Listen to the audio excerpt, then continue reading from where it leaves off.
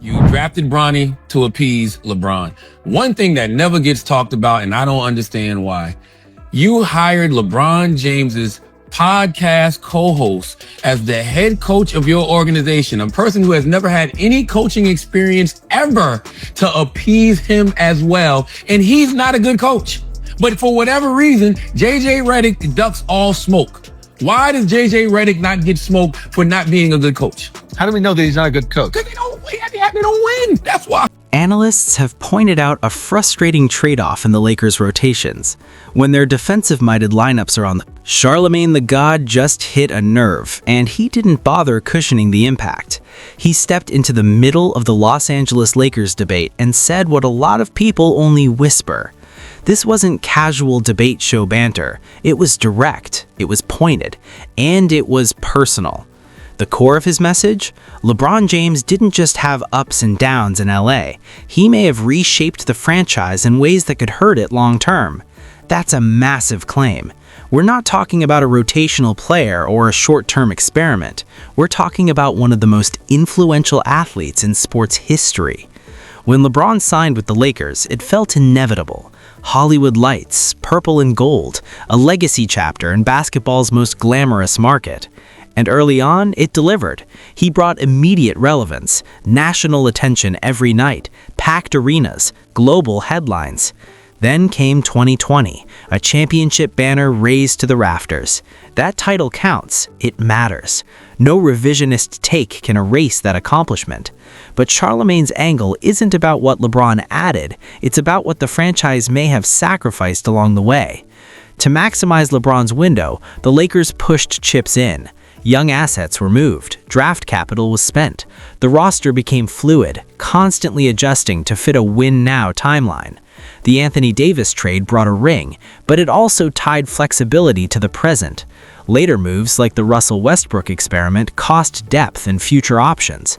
Each swing was about urgency. That urgency made sense at the time. When you have LeBron, you compete now. You don't slow play development. But long-term, that approach can compress a franchise's breathing room. The uncomfortable debate isn't whether LeBron succeeded in LA. He did. There's a banner to prove it. The question is whether the Lakers as an organization are stronger today because of this era, or thinner in flexibility because everything revolved around maximizing one superstar's timeline. That's the tension.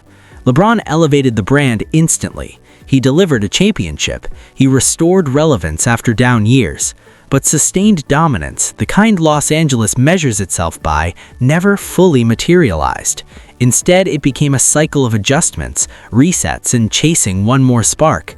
Charlamagne didn't attack LeBron's greatness. He questioned the long-term cost of centering everything around it. And in Los Angeles, where dynasties define history, that's a conversation people feel, even if they don't always say it out loud. What outlet? Oh, Jeannie Buss. Was it ESPN? I saw a headline, but she said that that LeBron wasn't grateful enough that they drafted Bronny. Was that the? Listen, I don't know if LeBron. Yeah, he did say something like that, but I've had this theory for a while. I've said it in numerous group chats with different sports people. The worst thing that has happened to the Lakers over the last 7-8 years has been LeBron. Charlamagne's point isn't about LeBron James's talent, that's undeniable. The real debate is about influence, power, and control. He framed the LeBron era in Los Angeles as more than basketball decisions. It was a structural shift. The Lakers, historically known for strong front office leadership and long-term planning, allegedly began operating differently. Instead of the organization steering the ship, LeBron became the gravitational center of every major move. Critics argue that once he arrived, decisions revolved around keeping him satisfied. Coaching changes, short-term roster flips, veteran-heavy lineups built for immediate results rather than sustainable growth. Over time, the franchise's identity blurred. Instead of building like a historic powerhouse, the team looked reactive, urgent, always chasing the next adjustment. Yes, the 2020 championship exists, it counts, but some see it as a protective shield. Whenever instability arose, playoff exits came early, or roster chemistry faltered, the bubble title became the ultimate defense. Supporters say a ring is a ring. Detractors point out the circumstances were unique, isolated, not the grind of a normal 82-game season. Then comes the most sensitive angle, LeBron's personal orbit. Drafting Bronny James sparked intense debate. Some viewed it as historic, a father and son sharing an NBA floor, emotional and iconic. Others questioned whether basketball merit or legacy optics drove the decision. The Lakers aren't just any franchise. They're built on dominance, banners, and long-term standards.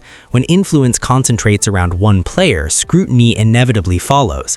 So the key question, did LeBron elevate the Lakers during a tough transition, or did the franchise bend too far around?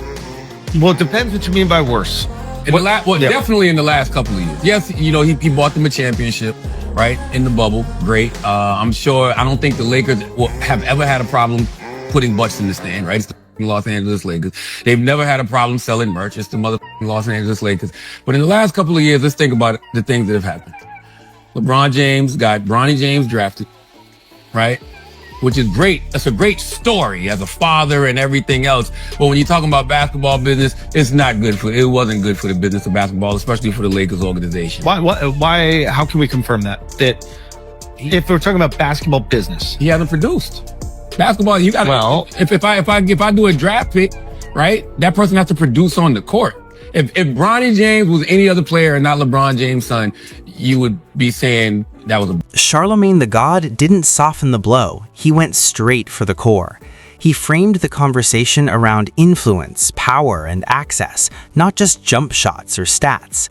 His point? The debate about Bronny James isn't only about talent, it's about the environment around him. Did opportunity stem from performance or proximity?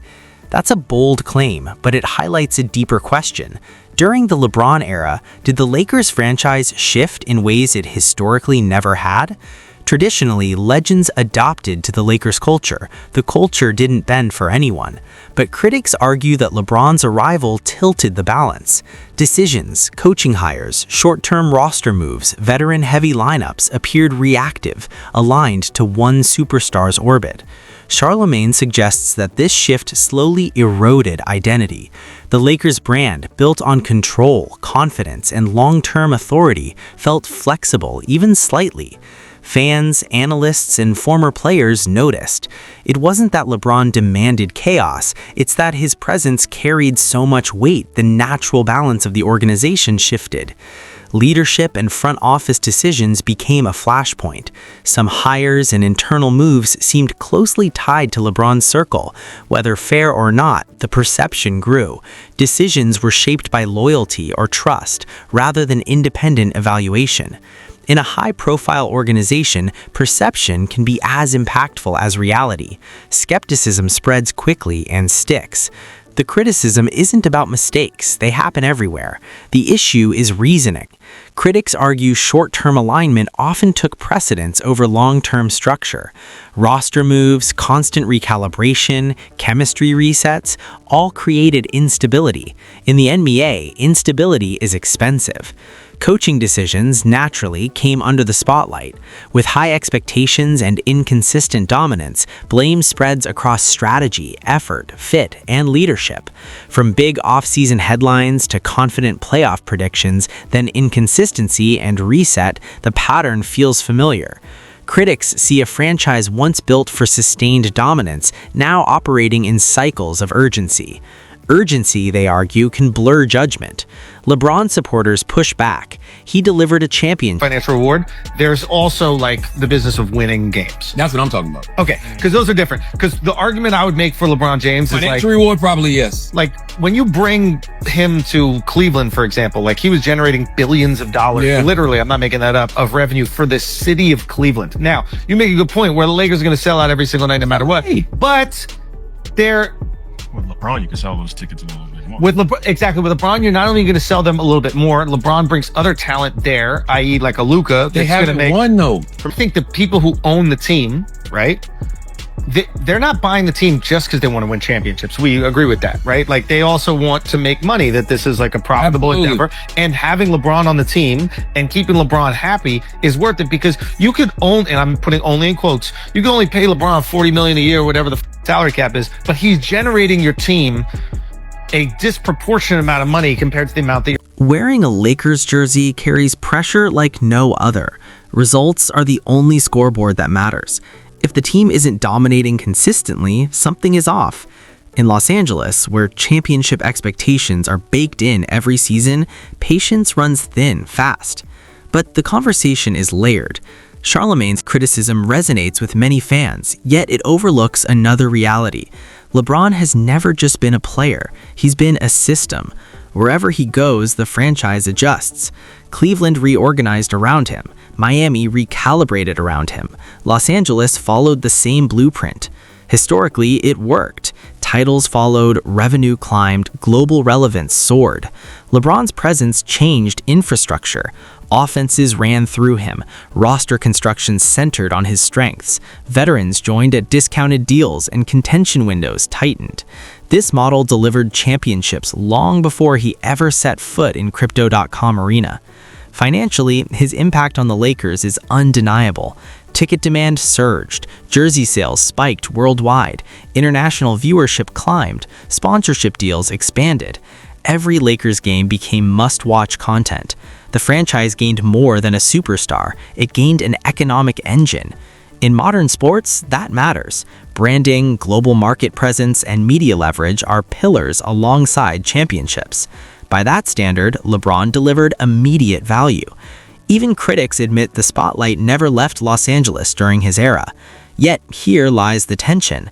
For Lakers fans, money doesn't replace banners. This franchise was built on sustained dominance. Magic, Kobe, Shaq, Kareem.